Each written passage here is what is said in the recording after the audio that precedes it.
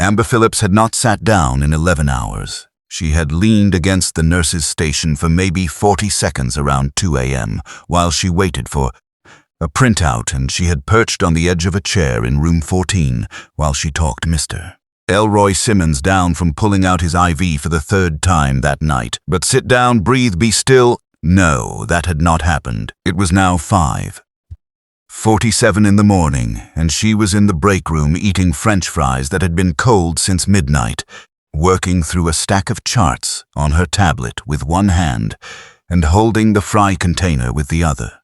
The fluorescent light above her had been flickering for 6 weeks. She had submitted the maintenance request twice. It was still flickering. Pamela walked in, reached into Amber's container without asking, took 3 fries, ate them, and sat down across from her. "You look terrible," Pamela said. "Thank you, Pamela. I mean it in a loving way. I know you do." Pamela stole another fry. "How many hours is this?" 11.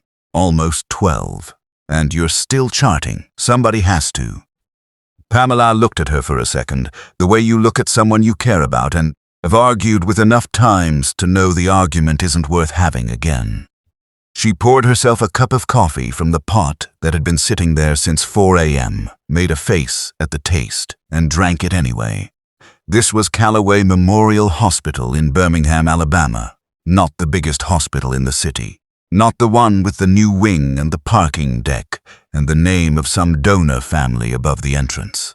Callaway was the one that handled the overflow, the underinsured, the people who showed up at 1 a.m. on a Tuesday with nowhere else to go. The staff was stretched thin and had been for years. Nobody was getting rich here.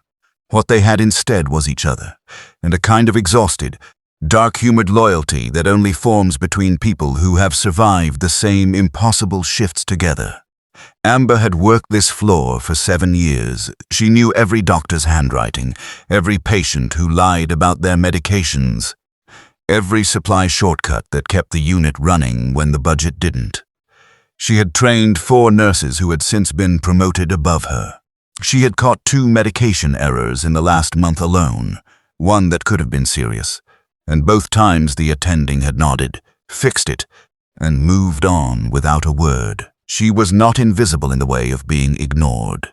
She was invisible in the way of being essential. The way a wall is essential. You don't think about it. It just holds everything up.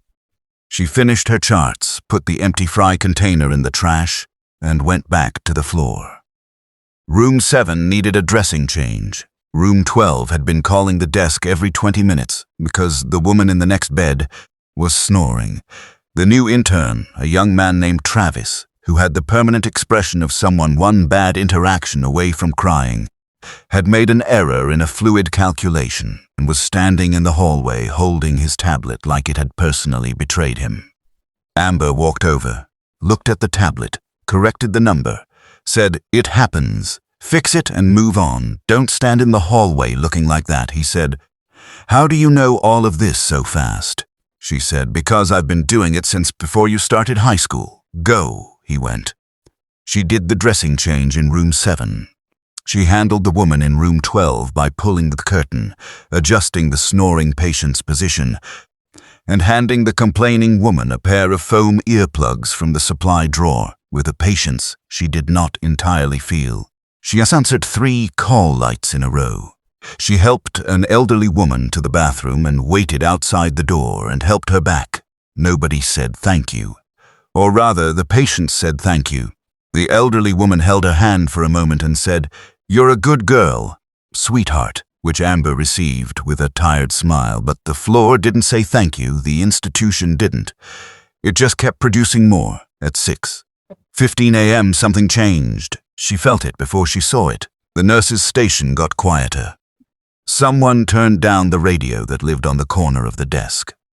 Dr. Lusk appeared from the direction of the elevator 20 minutes before his scheduled arrival, already in his coat, already performing the specific version of himself he saved for important visitors. A woman walked in first. She was Korean, early 30s, dressed with the kind of understated precision that meant every choice was intentional. She spoke briefly to the front desk, nodded once and stepped aside, and then he walked in. Amber was at the medication cart at the far end of the corridor, her back half turned, when the shift in the room reached her. It was the way people moved, slightly. The way conversations paused mid-sentence. She turned to see what it was. Jung Ji-suk was not a large man. He was lean, somewhere in his late 30s, dressed simply. Dark coat, no jewelry, nothing that announced itself. But there was something about the way he moved through a space that made the space rearrange itself around him, like a current that everyone felt and nobody mentioned. Dr. Lusk was already crossing the floor toward him with his hand extended and a smile that was working a little too hard. Amber turned back to the medication cart. Rich donor, she thought. Board meeting energy. She had seen it before. She kept working. She did not know he was looking at her. She did not know he had been looking for her for 7 years. She did not know that his assistant had already flagged her employee photo in a file on his phone, and that when he walked through those doors this morning, the only person in this entire hospital he was here to see was her. And he had not come because he admired her. Dr. Lusk found her at 6:43 a.m. She was updating a patient file at the nurse's station when he appeared at her elbow with the particular energy of a man delivering news he had already decided how to frame. "Amber," he said her name like it was a favor. "When you get a moment, Mr. Young would like a word with you." She looked up. "With me?" "Yes. Why?" Lusk smiled the smile of someone who had rehearsed this. "He's here for the grant review. He likes to meet the frontline staff, hear directly from the people doing the work." He paused. "It's a good thing, Amber. Take 5 minutes." She looked at him for a beat longer than was comfortable, then closed her tablet and followed him down the corridor. Ji-suk was standing near the window at the end of the hall, speaking quietly with his assistant. When Lusk approached with Amber behind him, he stopped talking and turned. Up close, his face was harder to read than she expected. Not unfriendly, not warm either. The kind of face that had learned over a long time to give nothing away for free. Lusk said, "Mr. Young, this is Amber Phillips, one of our senior nurses. 7 years on this floor." Ji-suk looked at her. Not the polite, glancing look of someone going through a meet and greet. He looked at her the way you look at something you have been trying to find for a very long time, he said. "Messieurs Phillips, thank you for your time." His English was precise and slightly formal, with the weight of someone who had learned it as a tool rather than a native language. She said, "Of course. What can I help you with? I'd like to hear about your experience here, the day-to-day. What works, what doesn't?" He gestured toward a small seating area near the window. "Do you have a few minutes?" She did not have a few minutes. She had 6 charts still open and a patient in room 4 due for a 7 a.m. vitals check, but Dr. Lusk was standing behind this man with an expression that said please, so she sat down. They talked for 12 minutes. He asked good questions. Specific questions about supply chain gaps, about staffing ratios, about how the grant funding had or hadn't changed the floor's actual capacity. She answered honestly, which she always did, because she had never seen the point of doing otherwise. He listened. Most people in his position listened with the distracted half-attention of someone already composing their response. He actually listened. When it was over, he stood, thanked her, and that was it. She went back to work. She thought about it for approximately 4 minutes and then let it go, because she had 6 charts and a 7 a.m. vitals check, and the flickering light in the break room had been joined by a second flickering light in the supply corridor, and she had a shift to finish. She did not notice that he watched her walk back to the nurse's station. She did not notice that he said nothing to his assistant for almost a full minute after she left. 3 days passed. Ji-suk's team moved through Callaway Memorial with the quiet efficiency of people who had done this kind of review many times. They sat in meetings with department heads. They toured facilities. They asked for documentation, patient outcome reports, budget allocations, staffing records. On the second day, Pamela found Amber in the supply room and closed the door behind her. "Okay, so I need to tell you something and I need you to not make a face because Donna from HR is right outside." Amber said, "What?" "That records request his team put in. I heard Linda talking about it when I walked past the HR office." "And," Pamela lowered her voice, "it's not a general records request, it's for nurses. Specifically, night shift nurses, and it's filtered by a date range 7 years back. Amber was quiet for a second. That's specific, right? Did Linda say why? She said Dr. Lusk approved it as standard audit procedure. Pamela paused. But it's not standard. I've been here 10 years. That is not standard. Amber put down the supply she was holding. She stood there for a moment thinking with the focused, quiet expression she got when something didn't add up, and she was deciding whether to file it, away or pull on the thread. She pulled on the thread. That night after her shift, she sat in her car in the hospital parking deck for 20 minutes with her phone. She typed Young Ji-Suk into the search bar. The first results were business. Ji-Suk Capital, private equity, major holdings across real estate, healthcare infrastructure, logistics, offices in Seoul, Singapore, New York.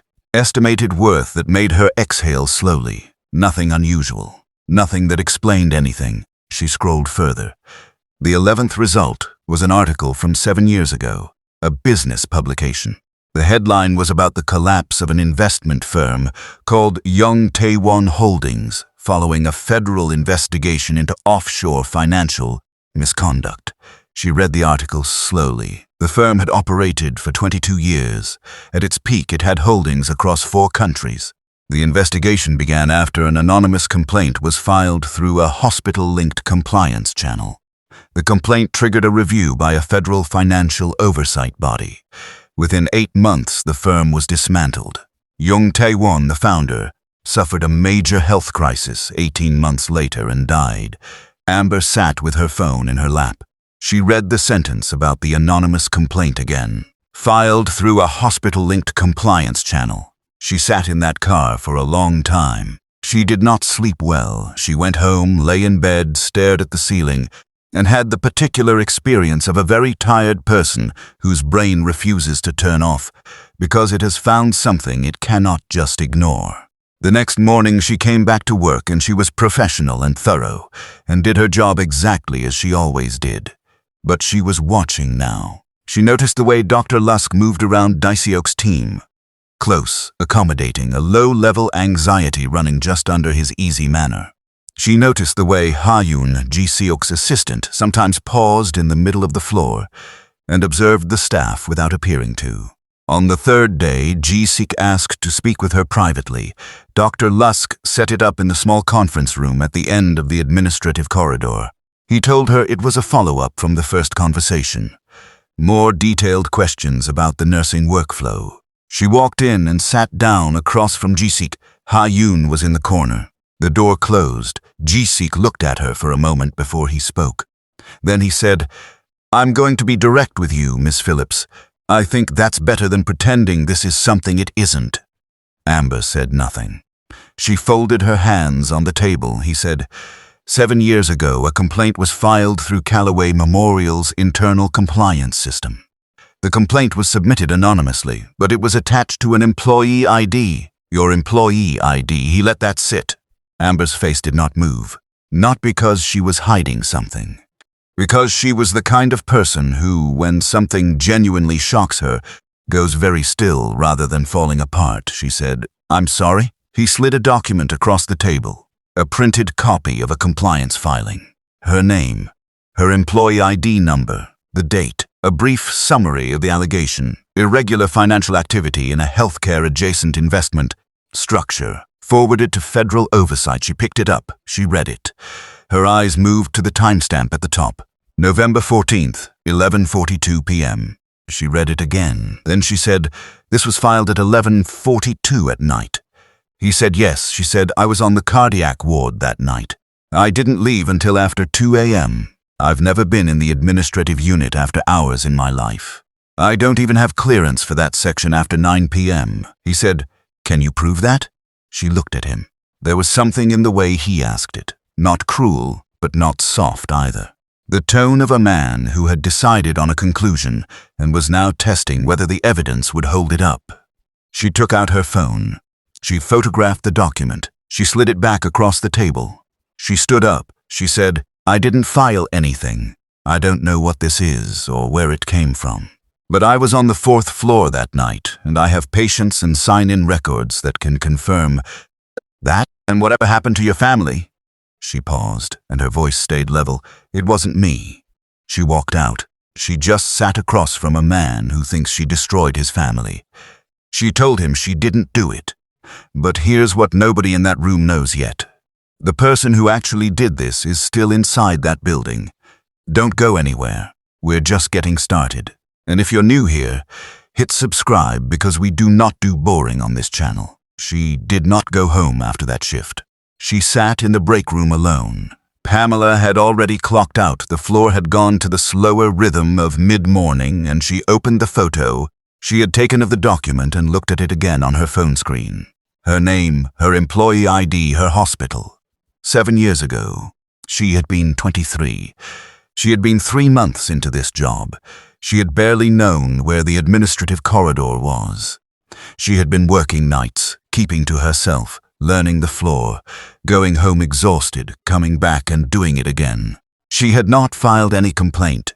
She had not known anything about Jung Tae-won or offshore accounts or federal compliance boards. She had not known anyone who would have. But someone had used her name. Someone had sat at a terminal, logged in with her credentials, and submitted a document that eventually dismantled a man's empire and contributed to his death. And then they had gone home, and they had said nothing. And Amber had gone on working her night shifts for these years without ever knowing that her name was attached to any of... She was not scared. That would come later, maybe. Right now she was something colder than scared. She was focused. She pulled up the hospital's internal staff portal on her tablet, the one that let nurses access their own employment history and access records. She typed in her ID and password and navigated to the access log section. She found November 14th that year.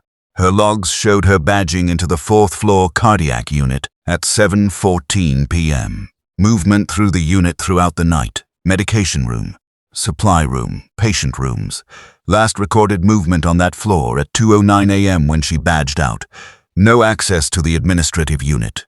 No access to sub-office B. Nothing below the 4th floor after 7 p.m. that night. She took screenshots of all of it. Then she sat back and thought about something. To file that complaint, someone had not just used her name. They had used her login credentials, which meant they had her username and her password. And to have those, they had to have either seen her type them or gotten into her account some other way. She thought about what it was like to be a new nurse in a hospital, the shared computers at the nurses' station, the habit that she had broken eventually but definitely had at 23, of not always logging out before stepping away, the locker room where everyone kept their things in the same row, the culture of a floor where trust was assumed because everyone was too tired to be suspicious. Someone had been close to her, someone on this floor or connected to it. Someone who knew she would not be in the administrative unit that night. Someone who needed a name that was real enough to hold a document but too quiet to ask questions. She thought, they chose me because they knew nobody would notice. And then she thought, they were right. She put her tablet in her bag, stood up, and left the break room. She had 2 things to do. The first was to find out who else was badged into that building on that night. The second was to talk to her Uncle Clarence. She called him from the car. He picked up on the 3rd ring. He was 71 now and moved slower than he used to, but his mind was sharp and his voice was the same as it had always been. Low, unhurried. The voice of a man who had been through enough not to be rattled by most things. "Hey, baby," he said. She said, "Uncle Clarence, I need to ask you something and I need you to be straight with me." A pause, short. But she had known this man her whole life, and she heard the texture of it. "What's going on?" he said. "Do you remember anything about a compliance report that went through Callaway about 7 years ago?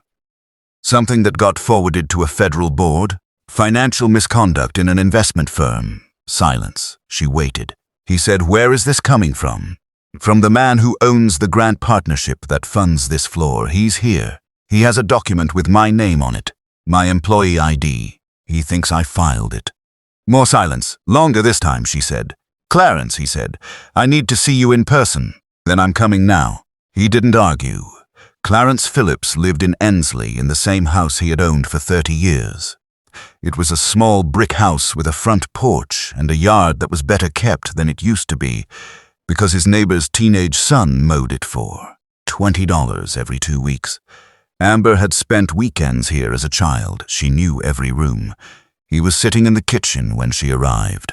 He had made coffee she did not ask for, and he pushed a cup toward her when she sat down, and she took it because her hands needed something to hold. He looked at her for a long moment. Then he looked at the table. He said, "I knew about it." She said, "Tell me." He said, "I didn't know everything. I didn't know who filed it or how it got filed. But someone came to me. This was maybe a week after whatever happened, and told me there was a complaint moving through the system, that it had been filed from inside the hospital, and that my niece's name was attached to it." Amber's hand tightened around the coffee cup. "They told me," he continued, "that the complaint was going federal, that it was never going to come back to you directly, that the investigation was going to go straight to the firm, and you were never going to be named publicly or contacted." He stopped. "They asked me to make sure that the internal copy was routed quietly, kept out of the general file where it might get flagged for review." "And you did that?" He didn't answer, which was an answer. "Clarence." Her voice was steady. She was working to keep it that way. "You buried a document that had my name on it, a federal document, without telling me. I was protecting you. You were protecting me from something I didn't even do. I know that. Do you?" She looked at him. "Because right now there is a man at my hospital who has spent 7 years believing I destroyed his father, and he has a copy of that document, and he is not going to stop." Clarence put both hands flat on the table. He was quiet for a long time. Then he said, "The person who came to me, the one who asked me to route the document, her name was Soo-Jin Rhee. She was a federal consultant. She was working on the Young Tae-won investigation. Why did she come to you? Because she knew I could access the filing system. And because what? Because years back I had done her a favor, and she still had the paperwork on it.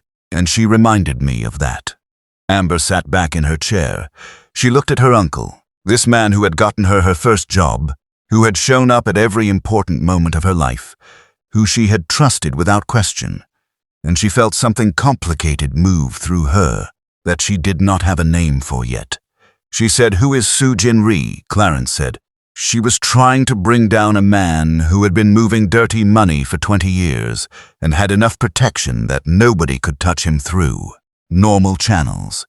She needed a trigger. She needed a complaint filed through a legitimate institutional system that could survive legal scrutiny. So she used me. She needed someone whose name was real, who worked in that hospital, who had no enemies and no profile and no reason for anyone to look twice."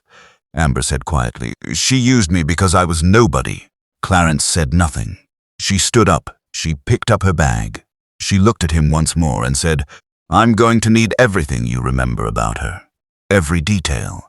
Then she walked out of that house into the early afternoon Birmingham heat and sat in her car and did not start the engine for almost 5 minutes. She had come here thinking this was about her, a case of stolen identity, a forged document, someone using her name. It was all of that, but it was also something bigger. Someone had built an entire operation around her invisibility, had calculated correctly that nobody would ever think to ask whether the quiet night shift nurse actually knew what her name had been attached to. They had been right about everything, except that Amber was still here, and now she knew. Everything she thought she understood just changed in that kitchen. The man who came to destroy her is at her hospital right now. The woman who actually did this has never been touched, and the one person who could have warned Amber 7 years ago chose not to. She drove back to the hospital, not because her shift was starting. She had hours before that. She drove back because G-Seek was still there, and she had decided on the way home from Clarence's house that waiting was no longer something she was willing to do. She found his assistant first.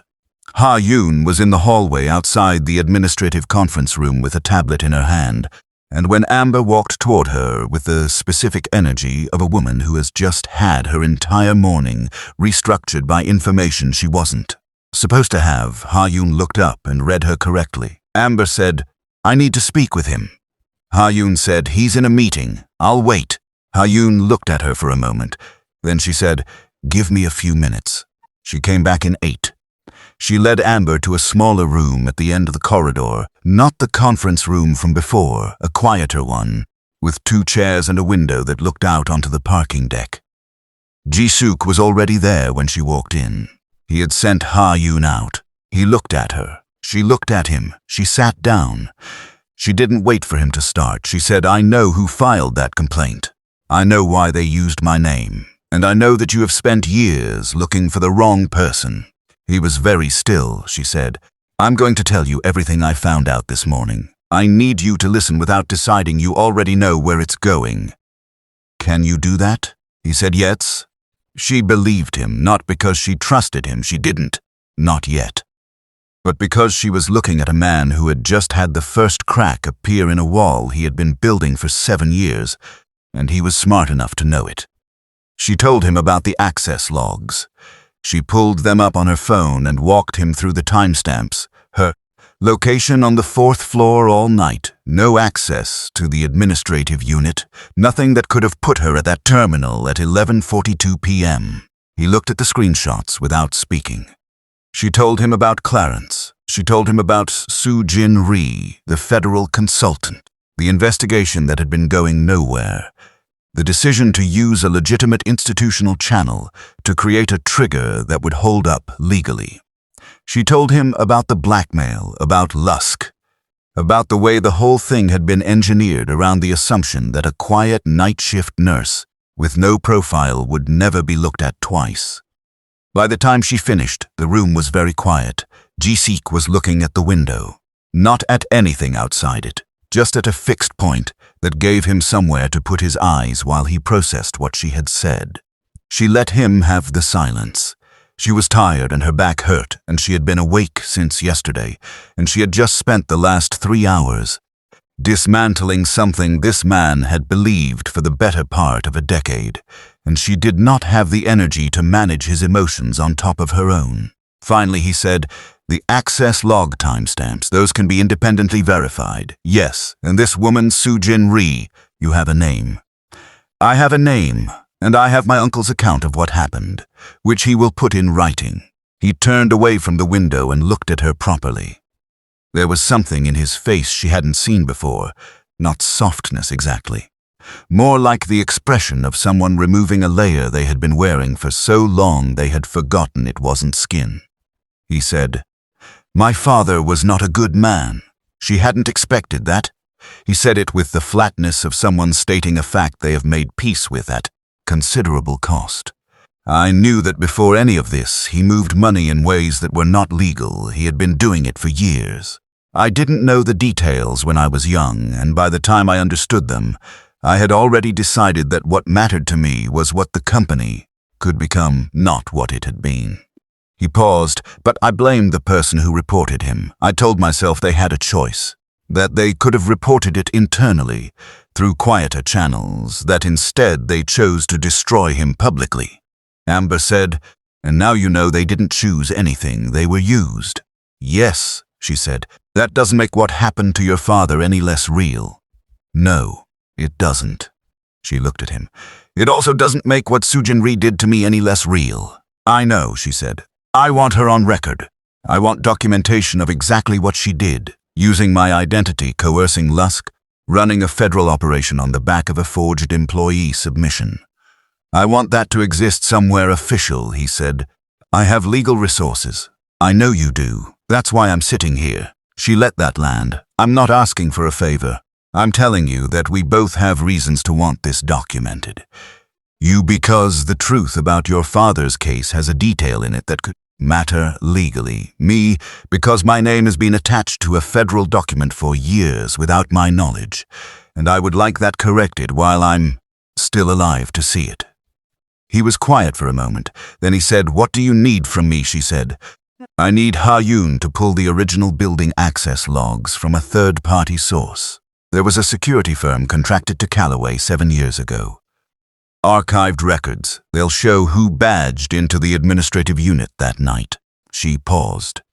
And I need you to have your legal team look at whether a federal consultant using a forged institutional submission as an investigative mechanism constitutes a prosecutable misuse of process. He said, that second part is almost certainly yes.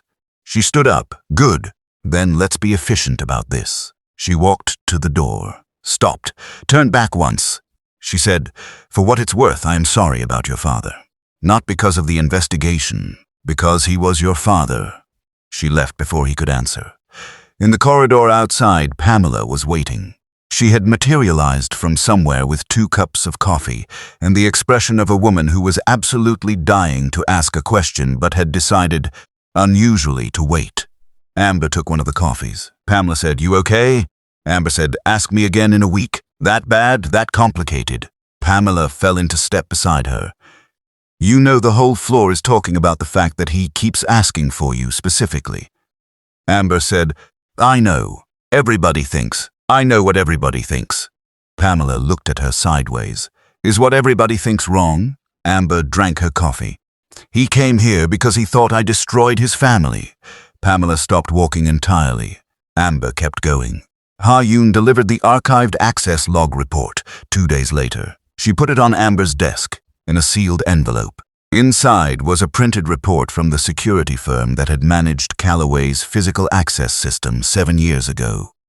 They had retained digital archives as part of a data storage contract that had since expired, but whose records were still legally accessible. The report showed every badge entry and exit in the building on November 14th. Amber read through it at the nurse's station during her lunch break, slowly the way she read anything that mattered. At 11:31 p.m., one person had badged into the administrative corridor. The badge ID belonged to Dr. Raymond Lusk. He had exited at 11:58 p.m. The complaint had been filed at 11:42. She sat with that for a moment. She had suspected it.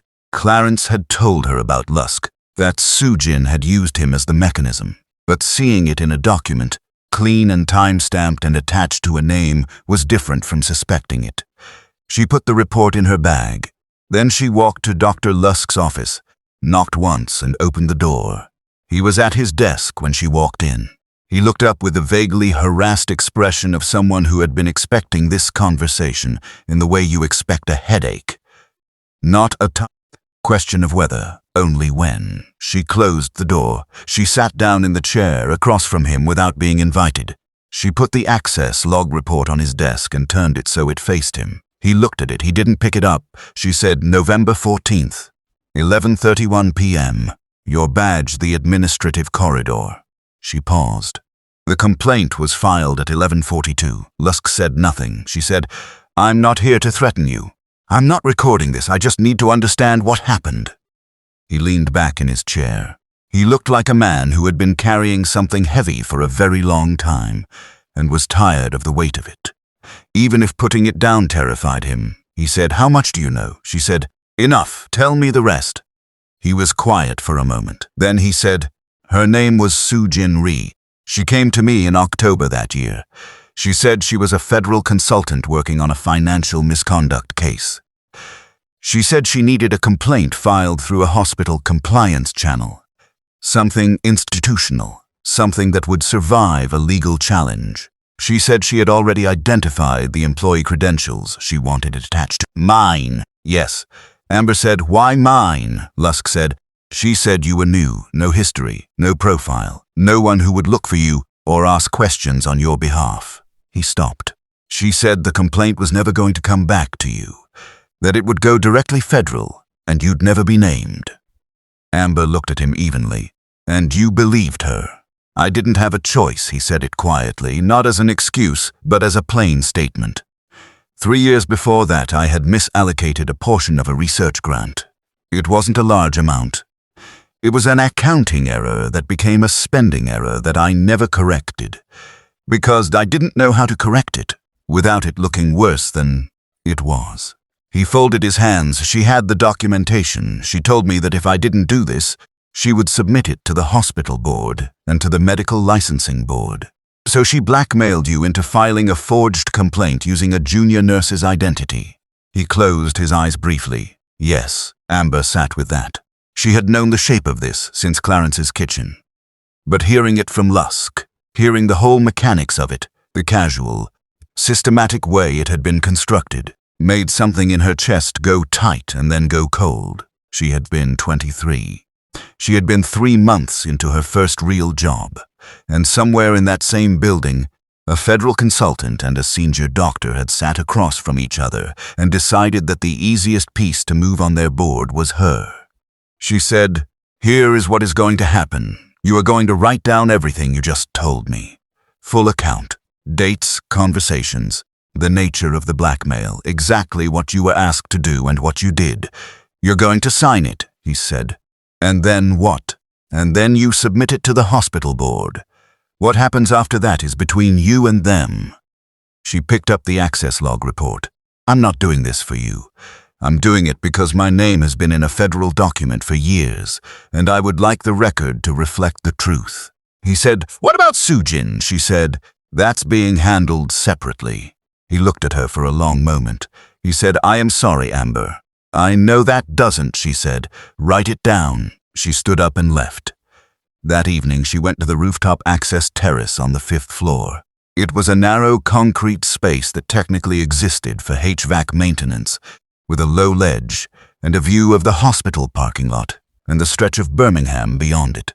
She had found it in her 2nd year and had never told anyone about it except Pamela, who had come up once, declared it depressing, and never returned. Amber found Jisuk there. She stopped in the doorway. He was standing at the ledge with his hands in his coat pockets, looking out at the city. He turned when he heard the door. She said, "How did you find this spot?" he said. "Ha-Yoon," she said. "Of course." She walked to the ledge and stood a few feet away from him. The evening air was warm in the particular way Birmingham evenings got in late spring. Not comfortable exactly, but honest. The parking lot below was half empty. The city spread out beyond it, low and sprawling, lit in patches. She said, "I spoke to Lusk." He said, "So did I." She said, "He's writing it down." "I know. Ha-Yoon was outside his office." She looked at him. "You had her outside his office." "I wanted to know if you could get him to talk without pressure," she said. "And you did." A pause. "Which means we have Lusk's statement, the access logs, your uncle's account. And Ha-Yoon has sourced 2 additional archived records from the Federal Oversight Board's own filing index that show the complaint was processed through an irregular channel, one that bypassed the standard identity verification protocol. Someone with federal credentials cleared that bypass." Amber said, "Sujin." "Yes," she let out a breath. "So it's all there. It's enough. My legal team has already identified the applicable oversight body. The filing goes in next week." She looked out at the city. She thought about being 23 and new and tired, and not knowing that someone was using her name 2 floors below, where she was keeping a patient alive. She thought about 9 years of working this floor, of carrying other people's weight without complaint, of being the wall that held everything up while everyone looked past her. She said, "Your father was guilty." He said, "Yes." The charges would have caught up with him eventually, probably. She just found a faster way to make it happen, and she used me to do it because I was the easiest option," he said. "Yes." She turned to look at him. "How does that sit with you? That he actually did it?" He was quiet for a moment. When he spoke, his voice was careful, the way you are careful with something that still has weight, even after you've been carrying it for a long time. He said, I spent 7 years telling myself the investigation was the injustice, that my father was taken down by someone with an agenda, that if I could find that person and make them answer for it, something would be corrected." He paused. "What I didn't spend a lot of time doing was sitting with the part where he was actually guilty." She said, "That's a hard thing to sit with." "Yes," she said. "For what it's worth, I think you already knew, not the details." He didn't answer, which was also an answer. The city was getting darker. Somewhere below, a car alarm went off and then stopped. She said, "I have a shift in 40 minutes, he said. "I'll be here for 2 more days." She said, "Okay." She went back inside. She just told him the truth about his father. He just admitted something he's been running from for 7 years. The thing is, Sujin Ri is still out there. And she is not going to come quietly. Soo-jin re-arrived in Birmingham on a Thursday morning. She had not been asked politely. Ji-suk's legal team had sent a formal notification through the appropriate federal channels. One of those, communications that is technically a request, but carries the weight of something unavoidable. She had responded within 2 hours, which told Amber everything she needed to know about how seriously the woman was taking this. She was not what Amber had imagined. She had built up a picture in her head. Cold, bureaucratic, the kind of person who had disappeared into institutional power so completely that she had forgotten what an individual human cost looked like. What walked into the hospital conference room was a woman in her mid-50s with a composed, careful face and the particular stillness of someone who had spent a long career in rooms where other people were upset and she was not. Ji-suk was there. Ha-yoon was in the corner. A lawyer from Ji-suk's Birmingham team sat to his left with a notepad. Amber sat directly across from Soo-jin. She had thought about whether to be in this room. She had decided yes. Not because she needed to perform something or deliver a speech. Because she had spent years being a document that other people managed and she was done with that. Soo-jin looked at Amber when she sat down. Something moved across her face briefly. Not guilt exactly, more like the expression of a person recalculating a variable they had assumed was fixed. Ji-suk's lawyer opened the meeting. He laid out the documentation, the access logs, Lusk's signed statement, the irregular processing channel, the archived federal filing index. He was precise and unhurried. He explained what the documentation showed and what it would demonstrate to the federal oversight body once it was formally submitted. Soo-jin listened to all of it without interrupting. When it was done, she said, the investigation into young Tae-won was legitimate. The financial misconduct was real and documented. That has not changed. The lawyer said, no one is disputing the underlying investigation, she said. Then what's being disputed is method. He said method, and specifically the use of a forged institutional identity and a coerced hospital employee to create a filing trigger that bypassed standard verification. Soo-jin said it was necessary. The room went a certain kind of quiet. She said, I know how that sounds. I'm not saying it was clean. I'm saying that the alternative was watching a man continue to move dirty money through healthcare infrastructure for another 3 years while the formal investigation went nowhere because he had protection in places that made it impossible to get traction through normal channels. The complaint was the only mechanism that worked. Ji-suk said, and the nurse whose identity you used, that was also necessary? Soo-jin looked at him. She was never named publicly. She was never contacted. She was never affected. Amber said, you don't know that. Soo-jin looked at her. Amber said, you made a calculation about my life from a distance. You decided that because I was new and quiet and not likely to make noise, using my identity was an acceptable cost. You decided that I would be fine without ever asking me, without ever telling me, without ever knowing anything about what I might carry from that.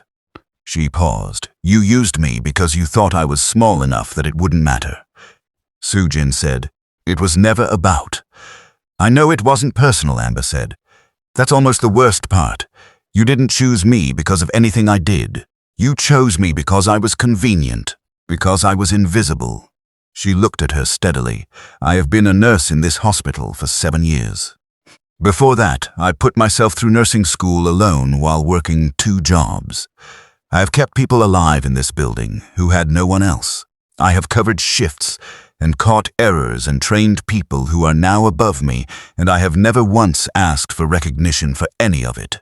I have been the wall that holds this floor up, and I have been fine with that because that's the job. Her voice did not waver. But you didn't just use my name. You turned my invisibility into a weapon and aimed it at a man's life without ever thinking for 1 second about what it would mean if someone ever came looking. Soo-jin was quiet. Ji-suk was looking at the table. Amber said, he came looking. Soo-jin said, after a long moment, I can't undo it. Amber said, I know, but you can be on record. Soo-jin did not confess in the conference room. She was not going to do that, but she did not walk away cleanly either. The documentation GSEOC's team submitted to the federal oversight body was thorough enough that it opened a formal review of the methodology used in the Yung Taiwan investigation, specifically the identity procurement and the filing channel bypass. The review would take months. It might result in formal disciplinary action. It might not. These things were slow and uncertain, and Amber knew that going in. What it did result in within 3 weeks was a formal correction to the original compliance filing. A legal annotation was added to the federal record, acknowledging that the employee ID attached to the complaint had been used without the knowledge or consent of the employee named, and that the identity had been procured through unauthorized access to hospital systems. Amber Phillips, nurse, Callaway Memorial, Birmingham, Alabama. It was 3 sentences. It took 7 years to get there. She read it on her lunch break at the nurse's station on a Tuesday, with Pamela eating chips beside her and the flickering light in the supply corridor that had now been replaced. Finally, after her 4th maintenance request, she read it twice. Then she put her phone down and went back to work. Pamela said, "You good?" Amber said, "Yeah." Pamela said, "You sure? Because you have the face you get when something happened, but you're not ready to talk about it." Amber said, "I'll tell you later." Pamela said, "I'm holding you to that." Jisoo came back to Birmingham 6 weeks after the conference room. He did not announce this in advance. He appeared at the hospital on a Wednesday morning. No Ha-yoon, no legal team, no meeting on the schedule. Just him, in the lobby when Amber came off a night shift at 7:30 a.m. She saw him before he saw her. She stopped walking for 1 second, then kept going. She said when she reached him, "You could have called." He said, "I was in Atlanta for a meeting. Atlanta is 3 hours away. 2.5. She looked at him. He looked back. There was something different about him, not dramatic, not transformed. Just slightly less like a man holding himself at a controlled distance from everything. She said, "I have to go home and sleep."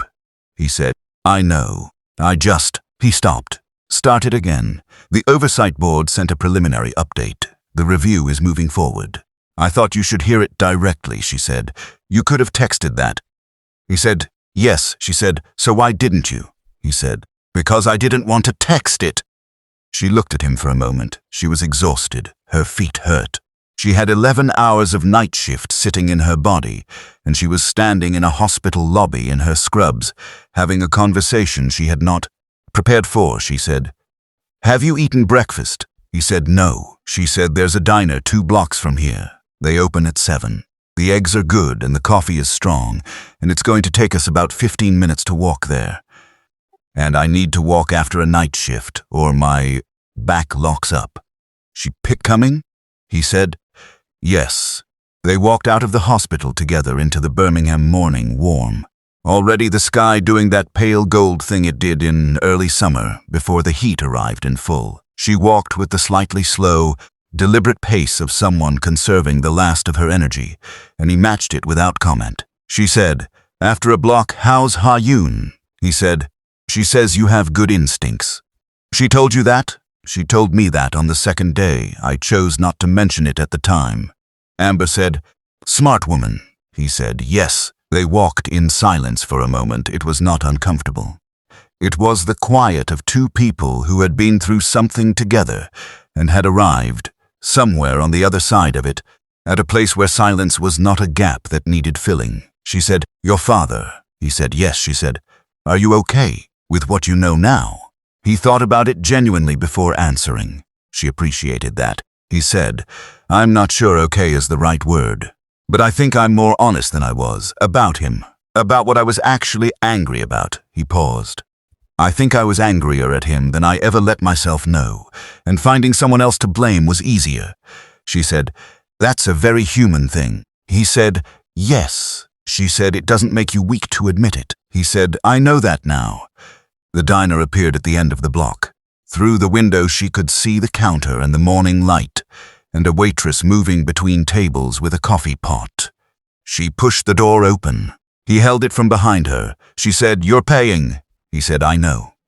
3 months later, Amber was in the break room at 5:51 a.m., eating cold fries from the vending machine, working through charts on her tablet. The fluorescent light was not flickering. That had been fixed. Progress. Pamela walked in, took 3 fries without asking, and sat down across from her. This was their ritual. It had been their ritual for years. Some things did not change and were not supposed to. Pamela said, "He's coming today, right?" Amber said, "Why do you know his schedule?" Pamela said, "Ha-Yoon and I text." Amber stopped typing. She looked up, "You and Ha-Yoon text. We have a lot in common. We both work with someone who does not always communicate effectively." Amber said, "I communicate fine." Pamela said, "Amber, you told me about the federal document situation by saying, quote, 'Something happened, I'll tell you later,' and then waited 3 days. I was processing for 3 days. It was a lot to process."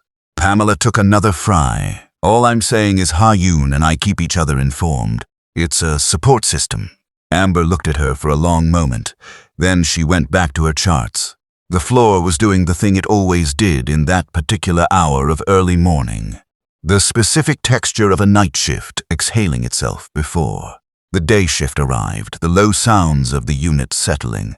A patient pressing a call button. Someone at the desk handling the pharmacy line. Amber had covered 2 emergencies overnight. A patient in room 9 had a blood pressure situation at 3 a.m. that required 90 minutes of close monitoring and a call to the attending that she handled before the attending was fully awake. A new nurse named Keisha had made an error in documentation and Amber had caught it, corrected it, and then sat out with Keisha for 10 minutes at the nurse's station while Keisha recalibrated herself because she was 3 weeks in and still in the phase where an error felt like evidence that she had made a wrong turn in life. Amber had told her, "You caught it before it mattered. That's what catching it before it matters is for. Fix it, document the correction, and go do the next thing." Keisha had said, "Does it stop feeling like the end of the world every time you make a mistake?" Amber had said, "Eventually, and then you just feel like a person who made a mistake, which is better." She had paused. "You're good at this job, I can tell. The people who aren't good at it don't look like what you look like right now." Keisha had nodded and gone back to work. That was the job. Not just the clinical part, the holding part, the part nobody charted. Jisuk arrived at 8:15 a.m. This time the floor did not rearrange itself around him the way it had the first time. Not because he had become less of what he was, but because he had been here enough times now that the nurse's station had absorbed him into its peripheral awareness the way it absorbed anything that appeared regularly, with a degree of comfort that was not exactly warmth, but was something close to it. Pamela looked up from the desk when he walked in, pointed one finger down the corridor, and went back to what she was doing. He nodded and went. He found Amber finishing the last of her charts in the break room. He sat down across from her in the chair Pamela had vacated. She said, "You're early." He said flight was on time. That's always suspicious. He said the oversight board sent the second update. Sujin's case is going to formal review. Lusk has agreed to appear as a cooperating witness. Amber nodded. She had known this was coming. Her lawyer, she had a lawyer now. A sharp woman in Homewood who had taken the case with the particular energy of someone who found the facts, genuinely enraging, had flagged it 2 days ago. She said, "And the formal record," he said, "stands. Your legal team confirmed it yesterday. The annotation is permanent." She set her tablet down. She sat back. Outside the break room window, the morning was arriving properly. The parking lot filling with the first shift of the day, Birmingham waking up 1 car at a time. She thought about 23-year-old Amber, 3 months into her first real nursing job, working nights, keeping to herself, not knowing that 2 floors below her, someone was deciding she was small enough to use. She thought about what it would have meant if Jisuk had found a different nurse. More fragile. Someone who had crumbled under the weight of what he believed about them. Someone who had not pulled on the thread. She said, "You know what gets me?" Jisuk said, "What?" She said she was right that nobody would notice. For years, 7 years, and nobody noticed. If you hadn't walked in here, the document would still be sitting there with my name on it, and I would still be working nights and not knowing. She paused. "I don't know how to feel about that," he said. "Angry seems reasonable. She said, "Oh, I'm angry. I've been angry. I'm going to be angry about it for a while." She picked up the last cold fry. "But I don't know, I'm still here. I caught the blood pressure situation in room 9 at 3 a.m. this morning because I know what to look for. I helped a new nurse not spiral. I did the job that I always do." She looked out the window. "They used my invisibility, but they didn't take anything from me that I didn't get back." Jisuk was quiet for a moment. Then he said, "I owe you an apology." She said, "I know. I came here with 7 years of certainty and pointed it at you. I was wrong about who you were and what you had done." She said, "You were. But you also," she stopped, chose the words carefully, "you also listened when it mattered." "That's not nothing," he said. "It's not enough," she said. "No, it's not. But it's what happened, so it's what we have." He looked at her in the way he had been doing lately that was different from the way he had looked at her in the beginning. In the beginning, he had looked at her like a target. Now he looked at her like someone he was still figuring out how to deserve being in the same room as. She had noticed this shift. She was choosing to let it exist without naming it yet. Pamela opened the break room door, looked in, made a face that contained approximately 47 separate opinions, and closed the door again without saying anything. Amber said, "She's going to talk about this for years." Jisuk said, "Ha-yoon is already compiling documentation." Amber laughed. It came out real and sharp and surprised her slightly.